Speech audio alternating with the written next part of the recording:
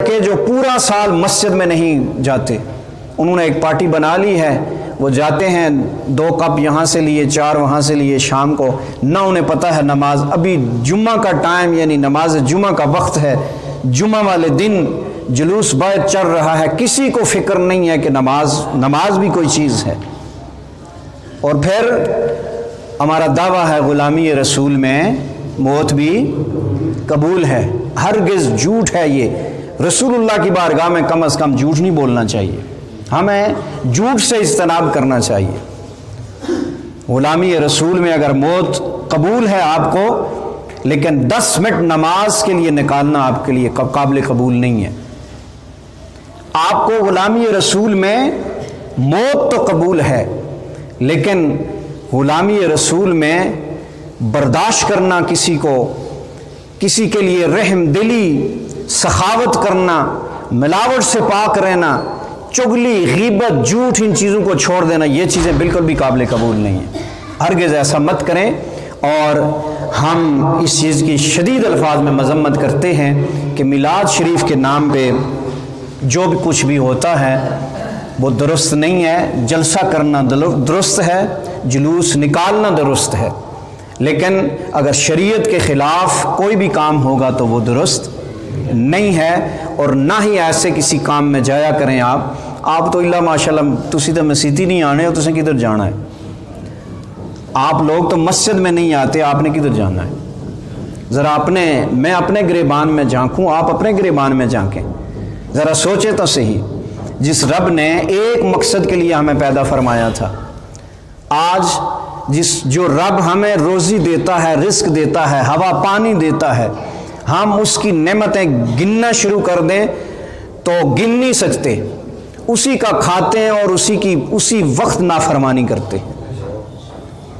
کیا ہم زندہ رہنے کے قابل ہیں؟ کیا تو یہ تو رسول اللہ کا صدقہ ہے نا کہ آپ تشریف لائے تو ہماری شکلیں نہیں بدلتی، یہ رسول اللہ کا صدقہ ہے کہ آپ تشریف لائے تو ہماری پیشانی پہ گناہ نہیں لکھے جاتے، وگرنہ ہماری پیشانی پہ ہمارے گناہ لکھے جاتے، ہماری شکلیں تبدیل ہو جاتی، ہمارے ایسے فعل ہیں۔ ہم کھا کے اس کی نافرمانی کرتے ہیں، ہم کھا کے سر عام رب کائنات کی ذات کو معاذ اللہ چیلنج کرتے ہیں۔ جب آپ زنا کی طرف جاتے ہیں، شراب پینے کی طرف جاتے ہیں، کفر کی طرف جاتے ہیں، شرک کی طرف جاتے ہیں، تو آپ اللہ رب العزت کی ربوبیت کو چیلنج کر رہے ہیں، لیکن میرا رب کائنات ہے کہ وہ ہمارے گناہوں پہ پردہ ڈالے ہوئے ہے، اور پھر بھی ہم اگر اس کے بندے نہ بنیں تو کیا خیال ہے ہم سے بھی کوئی بدبخت ہو سکتا ہے؟ اللہ رب العزت ہمیں عمل کی توفیق عطا فرمائے، اور اللہ رب العزت ہمیں صحیح معنوں میں میلاد شریف کی سمجھ عطا فرمائے کہ حضور کی آمد کا مقصد کیا تھا، حضور علیہ الصلوۃ والسلام کس مقصد کے لیے اس دنیا میں تشریف لائے تھے۔ تسی آئے تکھڑے پیاں بہاراں یا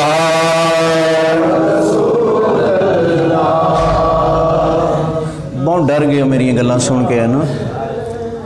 اللہ کرے تو انہوں ڈر عطا فرمائے اللہ رب العزت۔ تسی آئے تکھڑے پیاں بہاراں اللہ، تسی آئے تکھڑے پیاں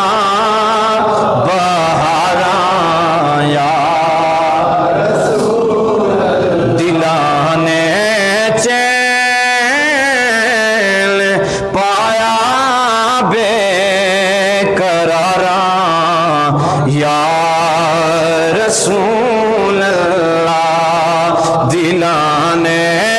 چین